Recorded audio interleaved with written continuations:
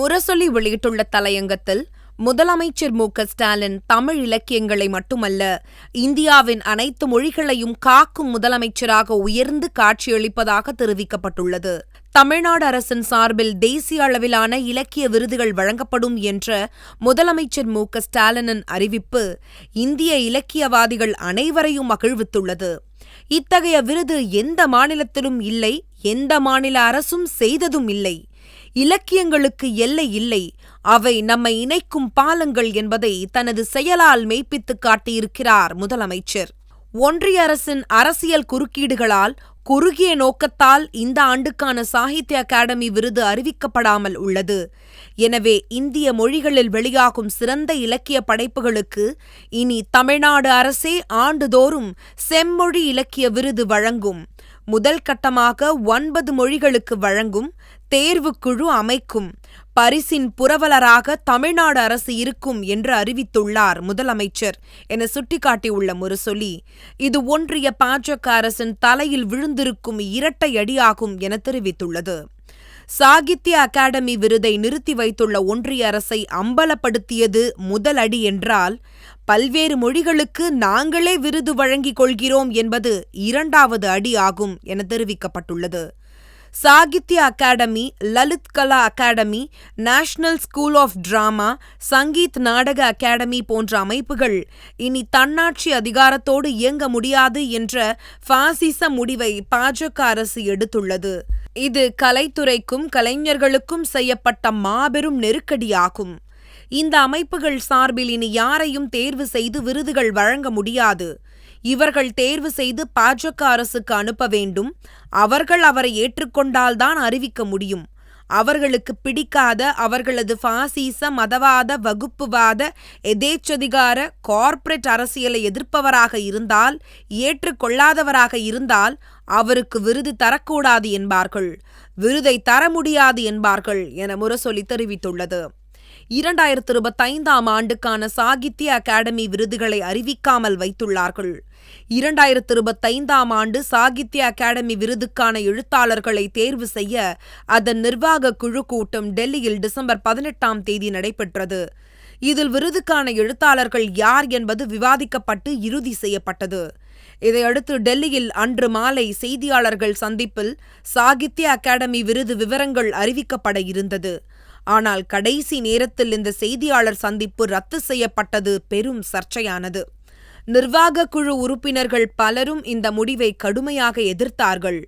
எதிர்ப்பை பற்றியெல்லாம் பாசிச பாஜக கண்டுகொள்ளுமா என முரசொலி கேள்வி எழுப்பியுள்ளது. 2025ஆம் ஆண்டுக்கான சாகித்ய அகாடமி விருதுகள் தமிழில் எழுத்தாளர் ச. தமிழ்ச்செல்வனுக்கு வழங்கப்பட தேர்வு செய்யப்பட்டதாக கூறப்படுகிறது.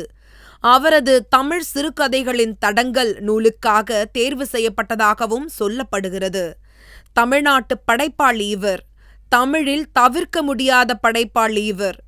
முற்போக்கு படைப்பாளி இவர். இவரை ஏற்குமா பாஜக அரசு? இவருக்கு அங்கீகாரம் கொடுக்க விரும்புமா பாஜக அரசு? அதனால் நிறுத்திவிட்டார்கள். விடுதலை சிறுத்தைகள் கட்சியின் பொதுச் செயலாளரும் நாடாளுமன்ற உறுப்பினருமான முனைவர் ரவிக்குமார் தமது எக்ஸ் பக்கத்தில், இனிமேல் பாஜக-காரர்களுக்கு மட்டும்தான் சாகித்ய அகாடமி விருதா? பாஜகவில் சாகித்ய அகாடமி விருதாளர்கள் அணி உருவாக்கப்படுகிறதா என கேள்வி எழுப்பியிருந்தார். அதுதான் உண்மையாகியிருக்கிறது. இறுதியில் இந்தியாவில் இலக்கியத்திற்காக வழங்கப்படும் உயரிய விருதுகளில் ஒன்றாக சாகித்ய அகாடமி விருது கருதப்படுகிறது. நாட்டின் அதிகாரப்பூர்வமான 24 மொழிகளிலிருந்து கவிதை, சிறுகதை, நாவல், இலக்கிய ஆய்வு படைப்புகளுக்காக எழுத்தாளர்கள் இந்த விருதுக்கு தேர்ந்தெடுக்கப்படுகின்றனர். இதனைத்தான் நிறுத்தி வைத்திருக்கிறது பாஜக அரசு. இது அவர்களுக்கு புதிதல்ல. வரலாற்று பாடங்களை நீக்குவதையும், இருட்டடிப்பு செய்வதையும், இந்துத்துவ கருத்துக்களை திணிப்பதையும் பாஜக செய்து வருகிறது. சிபிஎஸ்இ 11ஆம் வகுப்பு மற்றும் 12ஆம் வகுப்புக்கான வரலாறு மற்றும் அரசியல் அறிவியல் பாடத்தில் சேர்த்தும் மறைத்தும் வெட்டியும் ஒட்டியும் அவர்கள் செய்த செயல்களை 10 ஆண்டுகளாக பார்த்தே வருகிறோம். இந்துத்துவ சனாதன கோட்பாட்டை நிலைநிறுத்தவும், ஒரே நாடு, ஒரே மதம், ஒரே பண்பாடு, ஒரே மொழி எனும் இந்து ராஷ்டிரா கொள்கைக்கு வலு சேர்க்கவும் வரலாற்று உண்மைகளை மறைத்தும் திரித்தும் பள்ளி பாடங்களை மாற்றி வருகிறார்கள்.